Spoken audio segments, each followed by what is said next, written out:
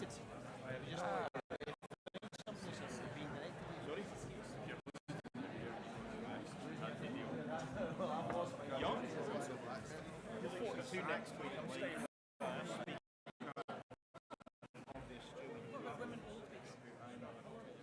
I can't see anything from the back. Am I meant to be in the back? Here. Where do you want?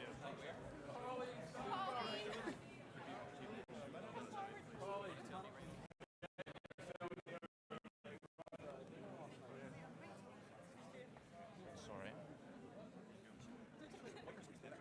I'm falling on you if I think Paul.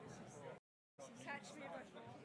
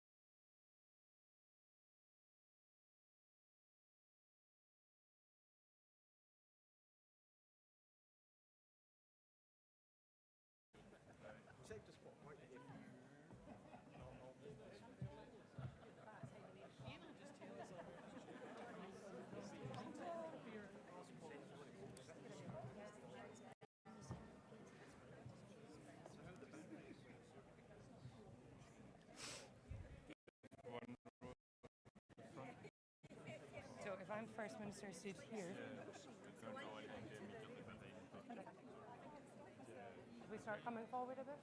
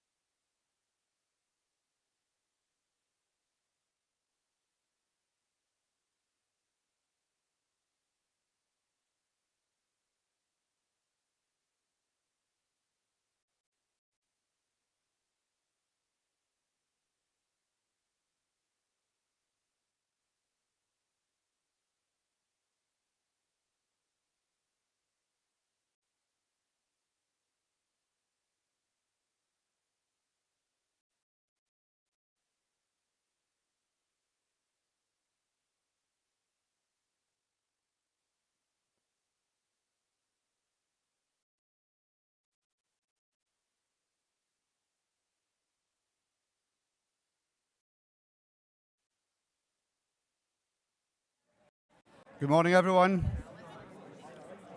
Good morning. Yep, somebody's here. That's good to hear. I'm very pleased to be here today with so many of our brilliant SNP activists and, I can now say, candidates for next year's Scottish Parliamentary election. So congratulations to every single person that's been selected as a candidate.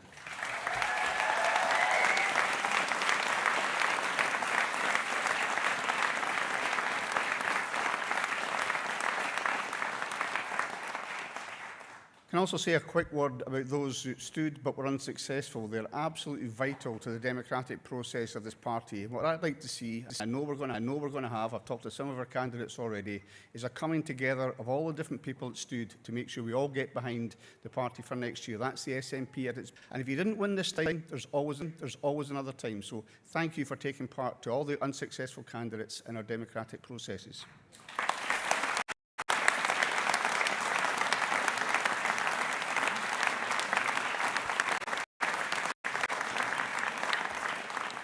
I've had a little bit of a chance this morning to chat and catch up with many of the candidates stood behind me, even the one that dropped the glass just now. And I can say without a shadow of a doubt that our members have selected an absolutely brilliant group of talented and diverse candidates for next year. We have a wealth of talent in the party, and a big chunk of it stood behind me this morning. And each and every one of them bring something different, and they will do a fantastic job of taking forward our positive vision for Scotland's future. And can I just say to my colleagues on the NEC, when Maureen Watt and myself proposed that we should do this in such a way that we guaranteed we had every single candidate in place at least a year before the election, for the first time ever, there was a lot of doubt expressed, but we managed to do that. And I think that speaks volumes about the way the party is now being handled. And I think a lot of that is to do with the person we'll hear from shortly, the First Minister. So a year ahead, we've got all our candidates selected. And all of us can be very proud to be standing for the SNP under the leadership of John Swinney. Since becoming SNP leader and First Minister, John has not only made clear his focus on the priorities for the people of Scotland, but he's delivered on that priority. Whether that's eradicating child poverty, growing the economy, improving our public services, or tackling the climate emergency. And unlike the other parties, for whom Scotland will always be an afterthought, we have a party leader who will always do what's best for Scotland and deliver what he says he will deliver. And of course, we have never and will never take anything for granted, but we can see, as people in Scotland have started to see and feel the positive impact of the SNP government in difficult circumstances, support for our party is rising again, and the people of Scotland can see that we will always put them first. And that's something that only the SNP can promise voters next year. And just before introducing the next speaker, I think, like many of you, I'll go straight from here to the by-election and to encourage as many people as possible to go to the by-election.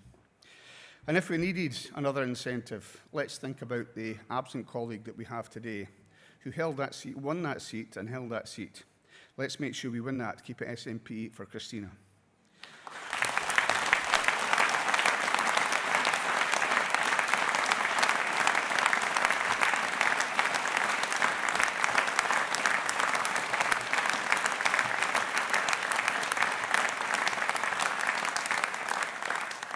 So just before we hear from the First Minister this morning, it's my pleasure to welcome one of my brilliant colleagues who was an incredible addition to our Holyrood team at the last election in 2021. Ladies and gentlemen, welcome Mary McCallan.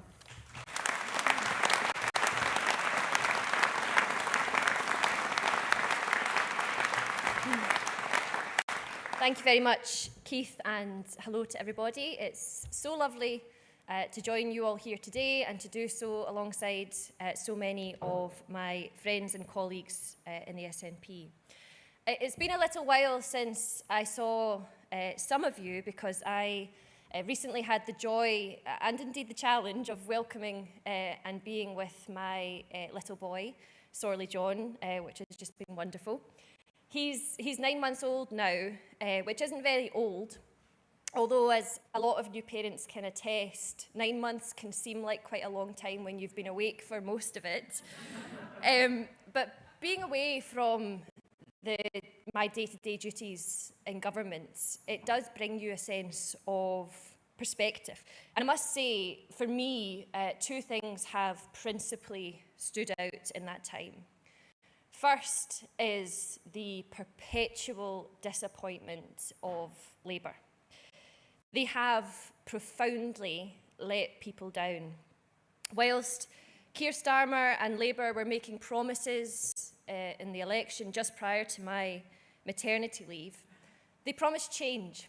And among some of the first acts when new MPs went down to London was to vote to deprive Scots pensioners of a winter fuel allowance. And they have proceeded to balance the books on the backs of some of the most vulnerable people in our country, and they have completely thrown to the side commitments that they've made, including on tackling child poverty. Tackling child poverty is something which our First Minister has described as the moral compass of his government. So all they've really shown is that when it comes to Westminster, the more things change, the more they stay the same, and people deserve so much better. And that really brings me to the second of the two issues that have really struck me in my time away from Parliament and government.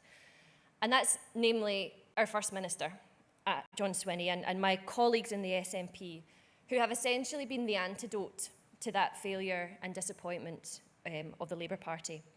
They have been determinedly focused on delivering the priorities of the people of Scotland. Whilst we are living in difficult times, with many pressures bearing down on our government, everyone in our party and each of the candidates here today, they can be proud next year to ask the public to vote for the SNP, a party that prioritises them, not political posturing, a party that delivers progress, not platitudes, and a party that offers hope, not hate.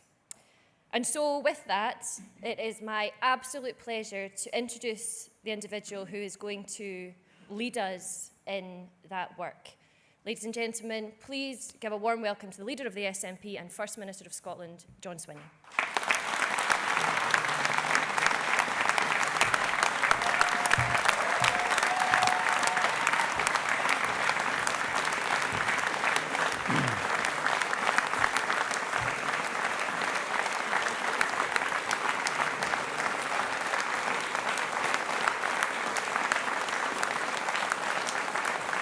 Thank you all very much. Thank you. Thank you.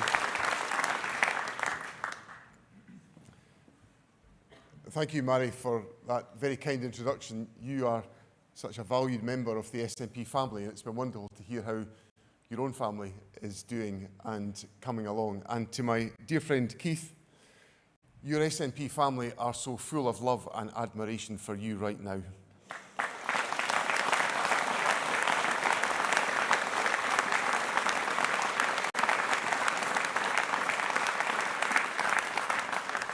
I've been over in Hamilton a lot in the last few weeks to support our fantastic candidate, Katie Loudon, and I've lost count of how many people have spoken to me of Christina with such deep affection. Friends, there's no better tribute that we can pay to our dear colleague, Christina McKelvey, than campaigning to honour her legacy, to win in her beloved Hamilton, Larkhall and Stonehouse, and fulfil her dream of an independent Scotland.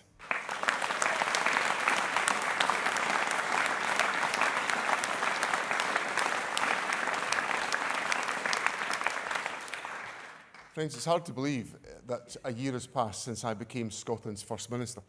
A week may well be a long time in politics, but paradoxically, the last 52 weeks have flown by in no time at all. Every moment has been an absolute privilege to serve Scotland.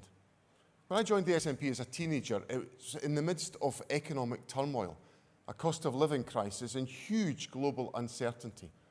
But I looked around me and I was convinced that Scotland had the talented people and the immense resources to face those obstacles head on.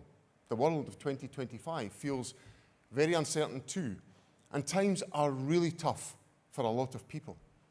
But you know what? I'm not fazed by the challenges in front of us. What I believed back then, I am more convinced than ever.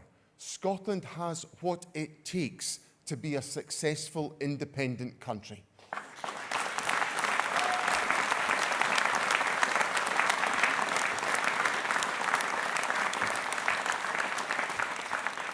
When I look back over my first 12 months as First Minister, when I think of all the truly inspirational people around Scotland I've been so lucky to meet, the entrepreneurs, the carers, the innovators, the problem solvers, the educators, and the community activists, I know that there is nothing wrong with Scotland that cannot be fixed by what is right in Scotland. Today, we're here to discuss how we move forward as a nation. In exactly a year's time, people will be going to the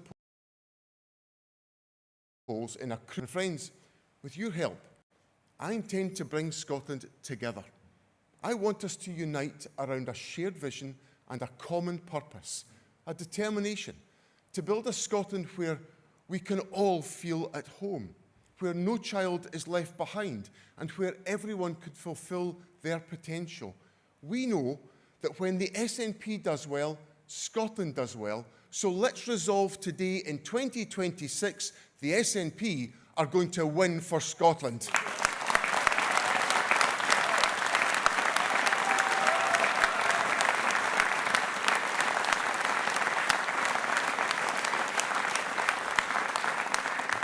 I want to start today with a big thank you to all of you. Over the last few months, we've rolled up our sleeves and worked harder than ever for the country that we serve. Our MSPs, our MPs, our councillors, and our fantastic activists, and the tremendous group of candidates that we have now selected who are going to be our team for 2026, and many of them here with us today, all of us are putting our shoulder to the wheel. We've come together and we're getting back to what we do best, delivering for the people of Scotland. And thanks to all your hard work, the SNP is back on the front foot. So friends, let us build on that momentum. Let us redouble our efforts to work together each and every day to make Scotland the better country we know that Scotland can be.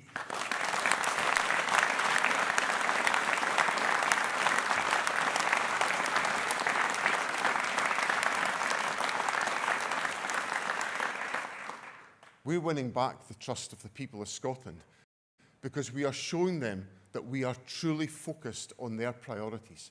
People tell us they're worried about the cost of living, and we are listening. South of the border, Labour are charging people for university tuition and many other public services.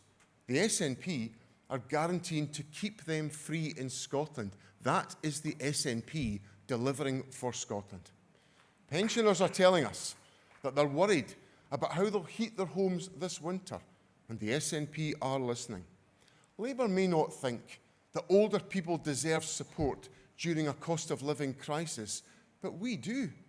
Pensioners were betrayed by Labour, but under the SNP, every single pensioner in Scotland will receive a winter fuel payment this year. That is the SNP delivering for Scotland.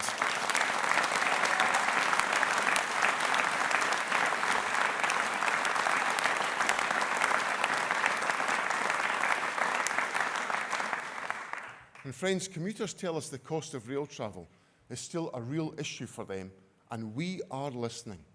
In this cost of living crisis, people in Scotland rightly expect their government to step up.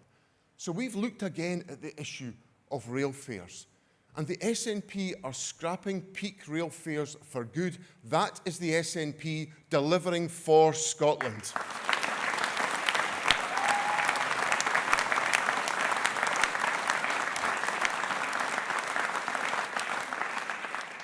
Friends, people are telling us they're struggling to access the NHS or get appointments with their GP, and we are listening. We're investing, we're rolling out new technology, and we're expanding specialist regional centres. Over the last year, there have been dramatic falls in some of the longest waits, as well as a 50% increase in surgical procedures such as hip and knee replacements. Just yesterday, I announced the delivery of an extra 100,000 appointments in GP surgeries and 150,000 additional appointments and procedures in our hospitals to reduce waiting times. That is the SNP delivering for Scotland.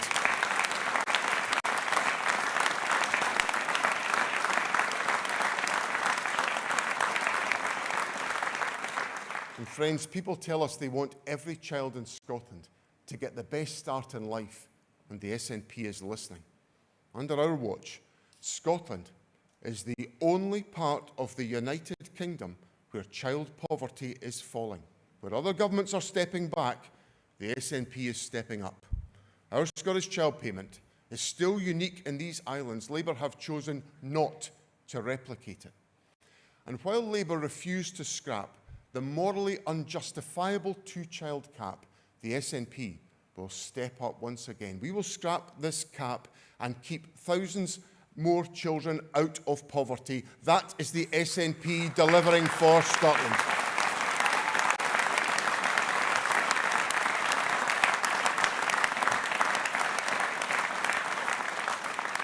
Friends, we have more to do, but the SNP is fully focused on the people's priorities.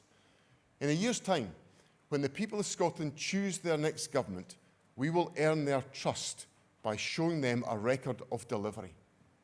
In that election, Labour will be standing on their record too. And don't worry, I'll make sure about that.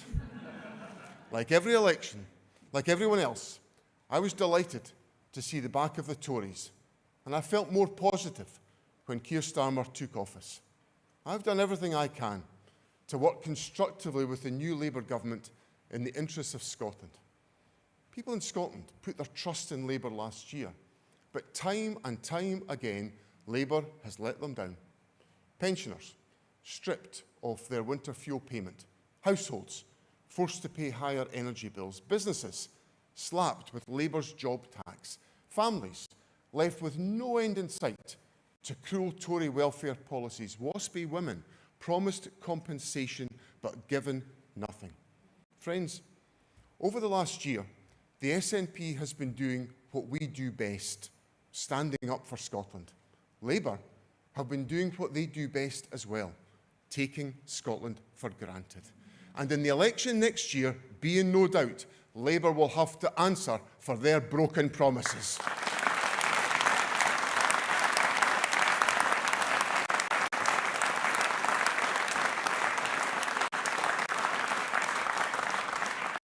Friends, for as long as Scotland is under Westminster control, people are entitled to expect that Westminster will give them the same focus as any other part of the United Kingdom. But here is what Labour deliver. They've bent over backwards to support 2 carbon capture sites in England, but failed to fund the Acorn project in Scotland. They're saving jobs at Scunthorpe while abandoning workers at Grangemouth. They're happy to take Scotland's energy wealth, but refusing to cut our energy bills. Labour or Tories, it's the same old story. For Westminster, Scotland is always an afterthought. For the SNP, Scotland will always come first.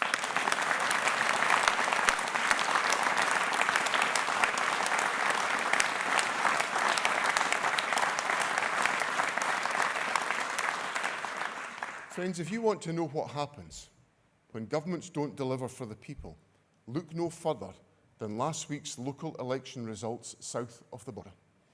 An ill wind of change is blowing through UK politics, and after last week, it is no longer fanciful and deeply regrettable to suggest that Nigel Farage could be the Prime Minister in a few years' time. This should be a wake-up call for people across Scotland, but certainly not a surprise. Keir Starmer and the Labour Party have opened the door to Farage because they have failed to stand up to him. Dancing to Farage's tune on immigration, too scared to admit that Brexit has been a disaster, alienating communities in England by maintaining Tory austerity cuts. That's what you get with Labour. At Westminster, Nigel Farage may not be in office, but he's very much in power. You don't beat populists by imitating them. You beat them by confronting them. We will never do any deals with Farage. Only the SNP will confront Farage and defeat Farage.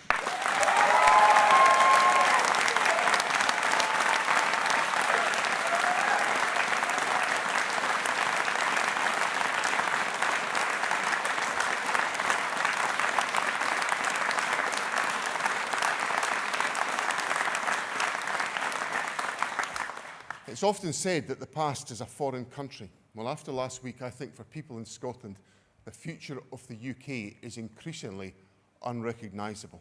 Now, more than ever, it falls on the SNP to offer a brighter future. I've believed for my whole life that the path to that brighter future for Scotland is reached by becoming an independent nation. And I've always known that we will become independent when a clear majority of people gets behind a common vision for our country's future. Our task, as the party that will guide Scotland to independence, is to create the conditions where that can happen. That means getting all of our ducks in a row. And friends, we're doing that. When I became SNP leader, I said we needed to come back. I said that we needed to stay true to our values, and we are. I said that we needed to earn the right to be heard, and through our hard work, we're earning that right, because we are delivering on Scotland's priorities. And by delivering for people in the here and now, they're more open to receiving our message of hope for Scotland's future. Over the next 12 months, we must deliver our message as far and as wide as possible. Westminster has scarcely looked more distant from the people of Scotland and their everyday concerns. For years, Labour told people in Scotland that they didn't need independence, we just needed to get rid of the Tories and everything will change. No wonder so many people are feeling disaffected and alienated right now. The choice is to accept things as they are or to act differently. What surer way to tackle alienation than with the overwhelming sense of empowerment of becoming an independent nation which is ours to create here in Scotland? We can build a winning coalition for independence by showing people what that empowerment can lead to. The Scotland I want to build is an enterprising, outward-looking and compassionate Scotland which will flourish with the powers of independence. An enterprising nation which understands that the prosperity of our country rests on ensuring the prosperity of every single one of our citizens. An outward-looking nation where we give to the world everything we can offer, just as we seek from the world everything it can offer us. Where we take our rightful place at the top table of Europe, and which looks at the global challenges of the age, such as the climate emergency, and asks not how can we avoid responsibility, but instead asks what can we do to help. And a compassionate nation which sees human rights, including LGBTQI+ rights, not as something to denigrate, but as the bedrock of a society where everyone feels safe and accepted. One which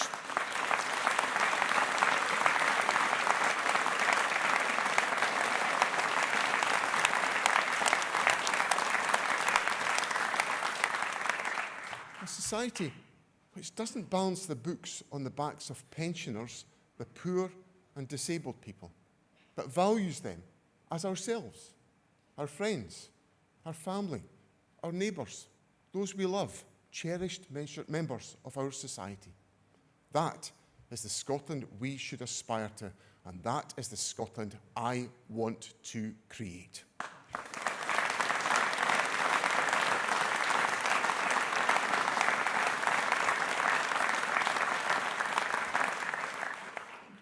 All of us are here today because fundamentally we believe in something better. Even in these uncertain times, we know beyond any doubt that Scotland has what it takes to be a thriving, successful nation. Over the next 12 months, our ambition must be to unite as many people as possible behind our vision. We must reach people from all walks of life in every corner of Scotland. We must build a winning coalition that is as broad as it is high. A year today, I don't just want to win.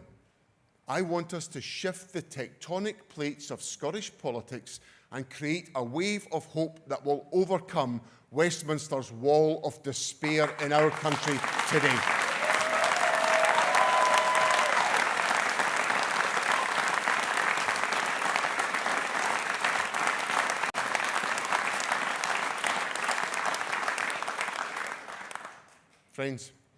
we're back on the front foot. So let's take the next steps together. When Westminster lets Scotland down, let's lift Scotland up. When others seek to divide, let us unite. While others tell people in Scotland that they can't, let us show them how we can. This campaign for Scotland's future starts today. So let's get out there, let's win that better future for Scotland. Let's make Scotland the country that we can be proud of. Thank you very much.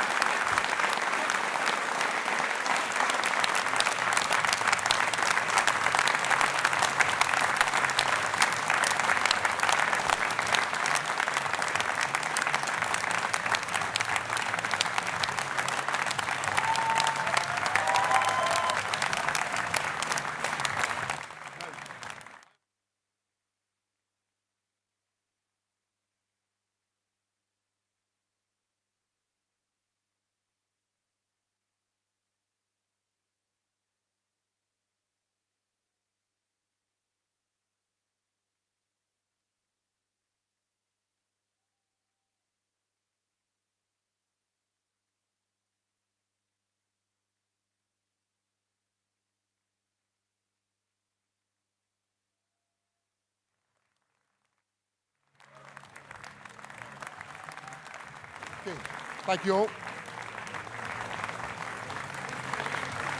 Okay, thanks. Right, thanks very much, everyone. We're now going to take some questions from the broadcasters. I'll speak to the print media just in a little while, but if I can ask for some quiet so that we can have the questions asked and for my answers as well, that would be much appreciated. So I'll come first of all to Colin Mackay of STV. Colin. Thanks, First Minister. I have two questions for you.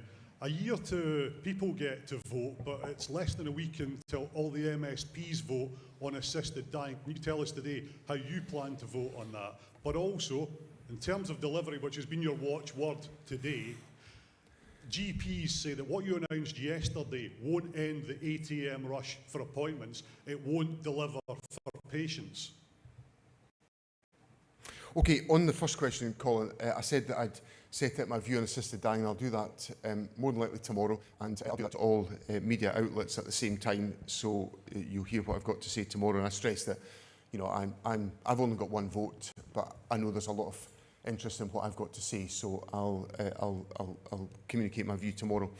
On the issue of access to GP services, I recognise the challenges that members of the public face, but there's a number of things we're doing to try to address the issue. First of all, there's the announcement yesterday of 100,000 extra appointments to deal with high-risk conditions, which will help to provide preventative interventions in access to GP services.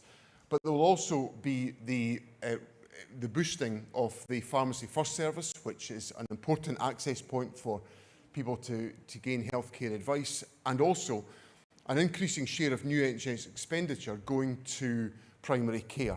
So, as a combination of all of those changes, which are all designed to boost the capacity of access to healthcare services, I think we can address the ATM rush, which I know causes such concern to people. And we'll continue to work, as we have been doing for some time, with the GP community to make sure that we strengthen the availability of GP services. And we'll work to make sure that people have that better access to services that they require.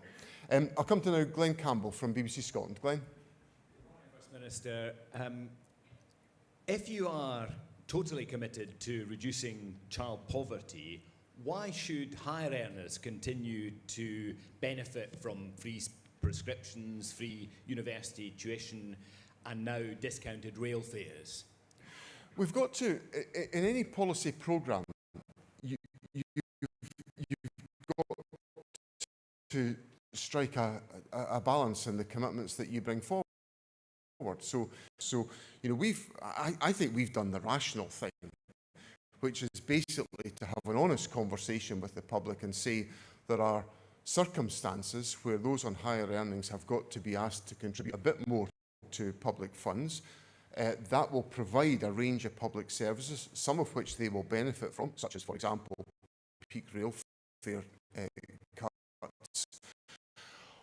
But some they will not benefit from, which would be, for example, the Scottish Child Payment. And that's part of what I would say is the social contract, which has been at the heart of the values of the SNP government, which is about inviting those who can make a contribution to make an appropriate contribution, of course within the context of most workers in Scotland paying less in taxation than they would if they lived in the rest of the United Kingdom. And that approach is in sharp contrast to the decisions the United Kingdom government has taken. Because what the UK government has done, instead of taking a course of action like that, they've clobbered business with employers' national insurance contribution increases, and we're now facing massive problems and challenges in social care provision, and in businesses across the country are saying to me they're terrified by the impact of the employers' national insurance contributions. So a different approach can be taken if you apply your values. And what people get from an SNP government is the values of an SNP government. Okay, can I come to James Cook from BBC Network? James. Good morning, First Minister. What specifically should happen if there is a pro-independence majority in the Scottish Parliament after next year's elections? In other words, is a vote for the SNP a vote for independence? Well, I think there should be... I've always believed that the question of independence can only be settled through a referendum on that question. So my view is that what should happen is that there should be a referendum on independence where people have the opportunity to exercise their view. That is the fair and democratic thing to do, and that's been denied to Scotland by the intransigence of the Westminster system. But what I'm determined to do is to make sure we get the significant SNP win that drives that agenda and enables us to have a referendum on independence. But just to be clear, sorry, what's the bar? Is the bar, as you said in your speech, a clear majority of voters, or is the bar a pro-independence majority at Holyrood to trigger that referendum that you think should happen? Well, I think there should be a democratic majority. If there is a democratic majority in the Scottish Parliament for there to be a referendum on the independence question, and that majority has been elected because people have put that commitment to the people of Scotland, that's what should happen. Okay, Kieran Andrews from ITV Border. Kieran. Thanks, First Minister. You talked very forcefully about Nigel Farage there, but isn't the emergence of reform in Scotland quite helpful for the SNP, not just on the regional list, but in tight constituencies like Dumfriesshire and Galway and West Dumfries? No, I can't see anything attractive or beneficial about the...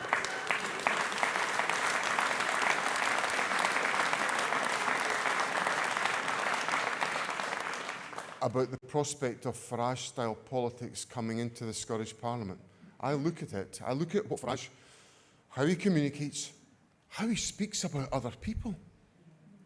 I had the enormous privilege on Scotland's behalf to be in Rome for the funeral of His Holiness Pope Francis. And the whole message that came out of that visit for me, the whole communication that came to me from members of the public who said to me they were so pleased I was going there on Scotland's behalf, was a message of kindness. Nigel Farage is the antithesis of kindness to others. So I can't see anything desirable about it whatsoever.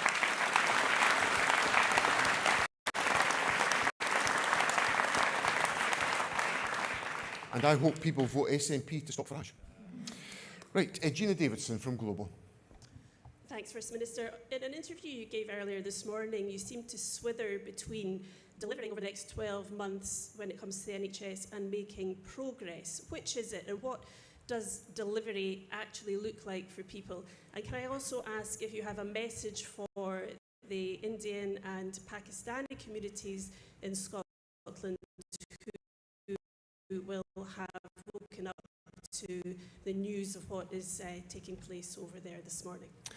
Thanks, Gina. My focus is on delivery, Gina. That's why I brought the programme for government forward to make sure that I can get government as focused as I humanly can do for the remaining 12 months of this parliamentary session on delivering on the public's priorities. And you've heard me in the course of my speech to my delivery priorities, and Parliament heard them in the programme for government yesterday. So it's an absolute relentless focus on delivery, and it's about improving access to healthcare services, and it's about reducing waiting times, and that will be what we focus upon.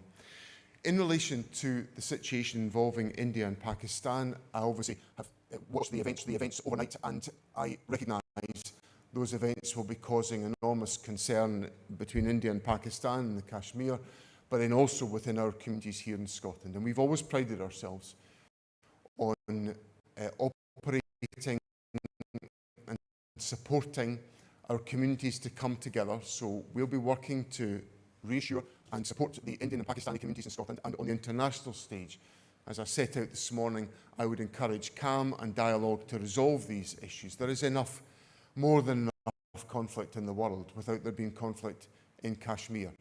And I would want to encourage calm and dialogue in that process. Now, the last broadcast question is from Logan Walker of Original 106. Logan. Thanks, First Minister. Stephen Flynn is heading off the border next year to seek a seat at Holyrood. Are you at all scared for your job? In a word, no. I think, you know, like,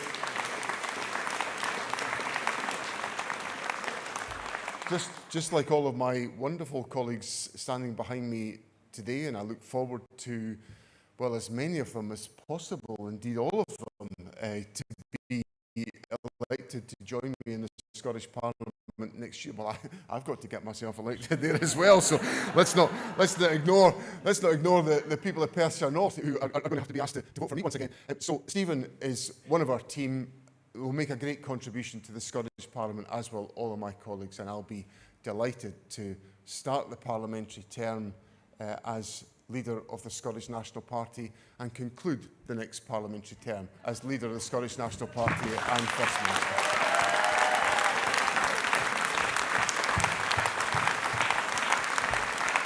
So, thank you all very much for being here today. Thank you to our wonderful candidates. I'm so delighted. Can I just reiterate a point that Keith made earlier on? I'm really grateful to others who came forward to stand for selection. Unfortunately, we can only fill 73 places in our constituency selections. I would just encourage others to do all they can to support the party and thank them for their willingness to come forward. It's going to be a joy to fight the campaign over the next 12 months and, most importantly, to deliver for Scotland and set out the agenda for a bright future for our country. Thank you so much, and I'll talk to the print media later on. Thank you very much.